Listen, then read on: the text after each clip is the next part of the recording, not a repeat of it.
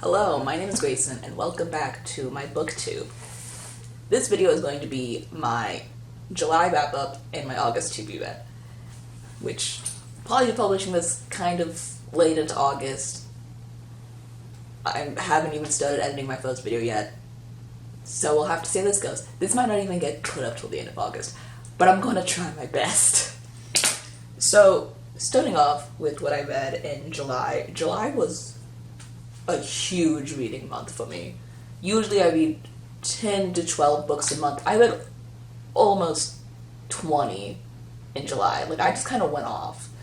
And part of that was because I did participate in Transathon, which I read 8 books for, which was done by at Oceans of Novels on both Twitter and Instagram, where the goal was to read as many trans books, own voices, as you could in that month. But for my wrap-up in July, I'm just going to touch on my top 10 that I read. First one I read that month was The Fell of the Dove by Caleb Walwing? This book was so good. I was so happy I happened to get an arc of this from the trading community on Twitter. First thing you need to know about me is I am such a simp for monsters and supernatural creatures. Like, my dream romance is just fall in love with any supernatural creature. Mothman preferably, but any supernatural creature will do. So, this book was so perfect for me. Because you got this little, awkward, nerdy twink who I relate way too much to getting swept off his feet by not one, but 2 vampires. And they're all gay. Like, that's what I want. Now, the first half of this book, I will admit, I was a little put off. I hate love triangles with a passion. I find they're so aggravating and so toxic. It's like, can we just not do this? So for the first half, I was just like, just not vibing. I just wasn't having a time. But then, all of a sudden, the love triangle just falls apart, and they all start kissing, and it just turns into a poly relationship, and I'm just like, that's the good juice. Like, that's, yes. So seriously, this book was just so good. I really want to read more of this author's works. This was the first book I read by him. His other books are absolutely on my to-read list now, and I totally recommend this for anyone else who is a huge simp for supernatural romances. Next book I read is Peter Darling by S.A. Chant.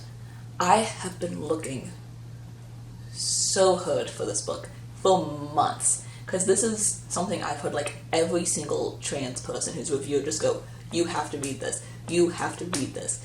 So I looked high and low, because it's kind of an issue right now. It's not currently getting printed, so like to get a copy, it's like $200, $300.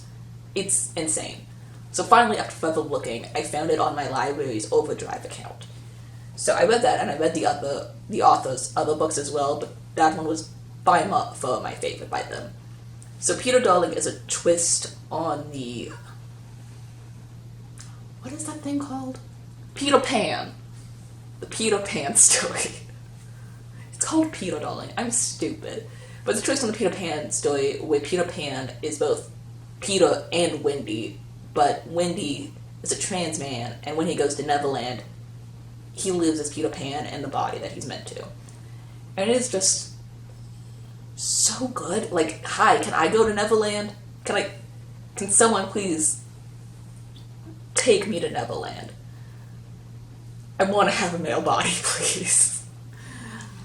But it's just so full of magic, and it is a gay trans romance, and I feel like that's so hard to find. Like, it feels like almost every single trans book has the trans person be straight, because it's like, oh, you're trans, that's queer enough. And I'm like, gay, please, men, I love men.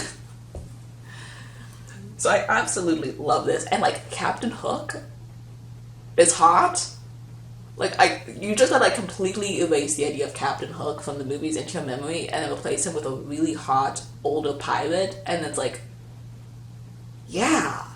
It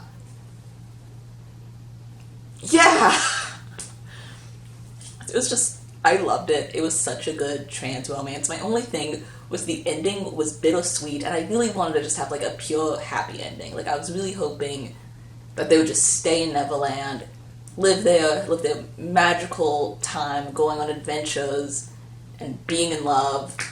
And that didn't happen. It was still a good ending, but it was bittersweet, and I was a little petty about that for a while. Next book I had was yet another ugh, which was The Tea Dragon Tapestry by Katie O'Neill. I love Katie O'Neill's works so much. I've read every single book she's come out with. The Tea Dragon series is definitely my favorite, and this was just... If you have not read any of Katie O'Neill's books, please go pick one up. Go pick up The Tea Dragon Society, because it's just... She creates these beautiful, fantastical, diverse worlds, and her art style is just beautiful. Her use of colors is just bon appetit. But the Tea Dragon Society series is kind of a fantasy. It doesn't really seem to be set in the past. It seems kind of be like modern times fantasy, where both mythical creatures, they aren't really humans, pretty much everyone's a mythical creature in some shape or form, and it focuses on a girl who, what are metal workers called? Future editing me, put whatever that word is here, because I'm stupid. But she's like metal worker, forge, whatever the people are called, and she ends up taking a delivery to these two older men who run a like little tea dragon shop. And the whole thing is these little dragons that spout tea leaves, and you can make tea out of them. And it's like supposed to be like this lost earth that a lot of people are forgetting about. So it's just very soft. It's literally just about her learning how to make tea and take care of dragons. But she also falls in love with a girl, and the tea dragon men are gay dragons. It's just gay dragons and lesbian dragons, and how is that not enough to read it? Just queer dragons. That should be enough for you. The next thing I read this month was The Hanged Man by Katie Edwards, which got complicated feelings on. When it comes to this book, it seems like everyone either loves it or hates it. There seems to be not really many neutral people. I think I'm kind of leaning more toward the side of hate. Sorry, Austin, if you're watching this, since you love it so much, but I tried really hard to love this, because like the fan art and the fan creations of this book are absolutely incredible, and the author seems like a great guy. He seems to interact with fans a lot, but I couldn't. So this book is about, honestly, I don't know if I can tell you what it's about. It's very complicated, kind of a lot. It's a fantasy series. They live in the lost city of Atlantis. Their hierarchy system is based on tarot cards. The main character is the son, but he's not the son tarot because the son tarot is his dad, and he died, and for some reason he didn't take the throne. And soulmate bonds, and what? This is the second book in the series, and I can say that I am so confused. Like, just completely confused. It might be better if you look up a summary online if you want to know what this is about, because I could not tell you. Like, the fantasy series, basically, here's every single thing you find in a fantasy book in the kitchen sink. Just take it all. And I'm just like, what? It wasn't an all-around bad book. There was many scenes that I enjoyed, especially with Quinn, who's like this character. He's like very soft, but also very rebellious, and he's a psychic. He was cool. I enjoyed him a lot. I would read a whole book if it's just about him, but I have to say this book itself, not my favorite. Probably won't continue this series. Next book I had was I reread Birthday by Meredith Russo. This book is kind of like a trans must-read for everyone. I don't care if you're trans, I don't care if you're cis, like, read this book. I do have to say a disclaimer, though, that Meredith Russo has had abuse allegations against her. So, keep that in mind. Maybe buy it used, get it from your library, download an ebook. I bought this book before I knew about the abuse allegations.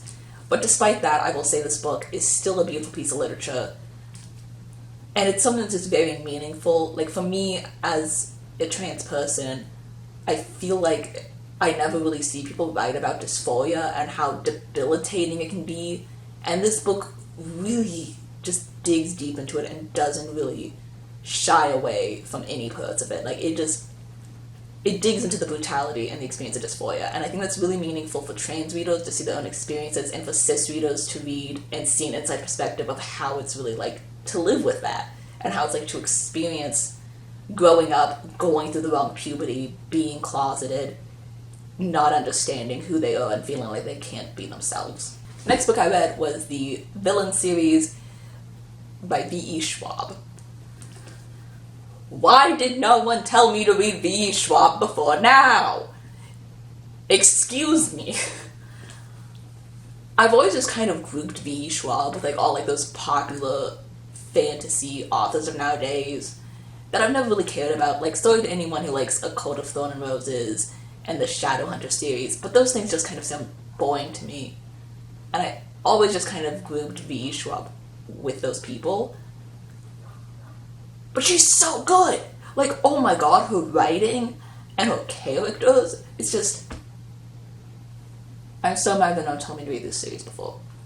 So the Villain series is about two college students who decide to do experiments to try to develop superpowers. And both of these people have very complicated morals. Like, they both have like very gray morals, which is something that I think is such a cool perspective to read. Like, I kind of get tired of reading about hero characters. It's like, give me villains, yes. Just give me chaotic people with no morals, yes. And that's what this book delivers on. They just... Oh, it's so good. Like, whenever I wrote this review for my Bookstagram, I said I didn't have words to describe how much I loved it and didn't have words to describe anything about this. It's been a month now, still don't have words, except it's really good, and I'm excited to read more V.E. Schwab. Next book I have is Loveless by Alice Osman. Alice Osman is one of my instant buy authors. I love her so much. I was so excited to see her finally read an Own Voices book. Because before, like, she's queer, and she's written exclusively queer books, but she's never really written about her own identity. Like, she's written books about trans people, written books about non-binary, written books about gay, bi, pretty much everything but her own identity. And they're very good, but there's just something about Own Voices books that just have more depth and have more emotion. And, like, even if I read a book and I don't know its own voices, like, you can tell, because you can tell they're writing about their own experiences and their own identity, because it just feels so much more important. And this book definitely felt that way. Like, reading it, like, you could just tell that this was coming from Alice Osman's own feelings and thoughts and experiences and struggles, and it was just brilliant, as is everything she writes. So if you don't know, Loveless is a coming-of-age book about an asexual college freshman. So going to college, dealing with all the ideas that, like, she has to fall in love, this is a time to get a new beginning, everyone's going to be sleeping around, and her just not getting it and not understanding why that doesn't seem like the path for her. When she tries, it just doesn't click. And, like, for me, I've never really fully understood asexuality. Like, I understood it, but I didn't really get how that experience could feel. But this book really kind of made me get it, because it was reading from a first-hand perspective the struggles of coming to that identity in a world where romance is seen as, like, such a goal in life. And if you don't get romance, you're a failure. So I really liked this book. Definitely recommend for anyone else like me who was kind of struggling to fully understand the asexual experience. Next book we had is Date Me, Bryson Keller. The author's not on this book plate. Kevin Van Wine. It has a little book slip that it was hiding in, because I have an advanced reader copy of this one. This book was just... Usually I hate really fast-paced romance. I usually find it kind of fake and forced, and I'm just not into it. But this one somehow fit a really authentic, heart-wrenching romance into the span of only a week.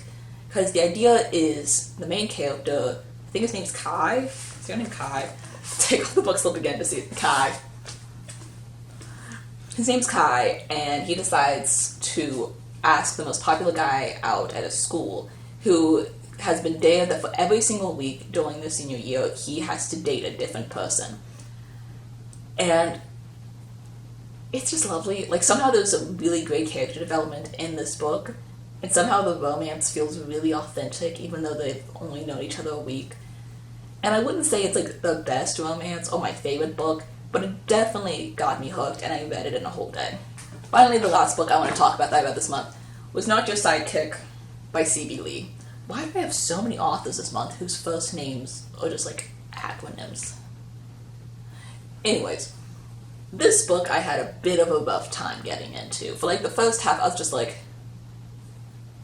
okay. Like, I wasn't hating it, wasn't loving it. I probably would have given it, like, a 2.5. But then, like, halfway through, the action started, and I was just like, okay. And listen, I usually do not get super into sapphic romances. Like, I am a gay dude. I can enjoy sapphic romance, but I usually have kind of a hard time getting really into it, because I like imagining myself with the characters. I love just projecting all of my wants and feelings and crushes onto my romances. But this sapphic romance, I really did love. It just had so much pining, and both the characters seemed so individualistic. It was just cute. It was cute. I would really like to hear some sapphic people's reviews on this as well. So if you know me, send them my way, because personally, I'm like the opposite of sapphic, and I loved it. So this book, if you don't know, is about, I think it takes place in like the 22nd century. It's been like a World War III, and there was, I don't really get, this book editing me, help. And it was kind of an apocalyptic event that left a lot of humans having superhero powers. So it takes place in a setting with the daughter of two superheroes. And I really can't say much more without spoilers, but it's very cute. And she has a friend group, and every single book in the series focuses on a different member of a friend group. And I'm so excited to read the next one, because the next one focuses on her, what is her friend's name?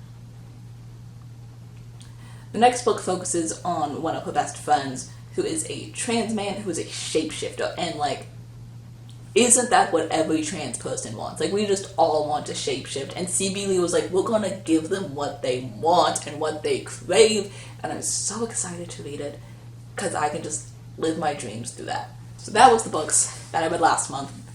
So now for my to-be-read for August. When it comes to my to-be-reads, I don't keep really strict guidelines. I kind of let myself pick up whatever I want to read, but I usually have a few books that I'm like, I will read this month. So first thing, which I'm definitely going to read next month, is the Darker Shade of Magic series by V.E. Schwab. As I said before, I basically fall in love with V.E. Schwab's writing, and this series sounds so good. I've already finished the first book. I'm about a third of the way through the second, and I'm just... Y'all, it is very rare for me to fall in love with a straight couple. Like, there's really only two straight couples in books I can say I like, and that's like Percy and Annabeth and Blue and Gansey. But this book just added another one to this list, because, like, I love them. I love them so much. Like, it's just so cute. And I'm really excited, because I've heard that Rice gets a... Is that how you spell his name? Rice? Reese? Rye? Ree? I'm struggling. I've heard that he gets a romance in the next book. And, like, he's bisexual. I think his romantic partner is a man. And, like, I want that because I was sent for him. Like, he just sounds so beautiful. And, like, I got a thing for just chaos. Like, chaotic men is where I'm at, and that's all he is. Like, he's just chaotic and beautiful, and I want to be his boyfriend. Please, be my boyfriend, Reed. So I'm very excited to see his romance, because I feel like I don't need to describe what a Darker Shade of Magic is. I feel like pretty much everyone in the book community already knows about this book, except for me, because I'm late to the party, because no one told me about how good V.E. Schwab is until I got book talk. The next thing I want to do is reread Cemetery Boys. I have been blessed with an arc of this beautiful book.